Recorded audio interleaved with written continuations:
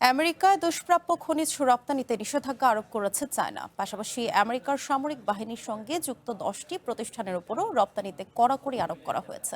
সোমবার চায়নার বাণিজ্য মন্ত্রণালয় এক বিবৃতিতে এ তথ্য জানিয়েছে। এর আগে এ মাসের শুরুর দিকে চায়নার সামরিক বাহিনীকে সহায়তার অভিযোগে e commerce giant Alibaba, search engine Baidu এবং গাড়ি নির্মাতা প্রতিষ্ঠান বিওয়াইডি ও নিওর ওপর নিষেধাজ্ঞা দেয় আমেরিকা।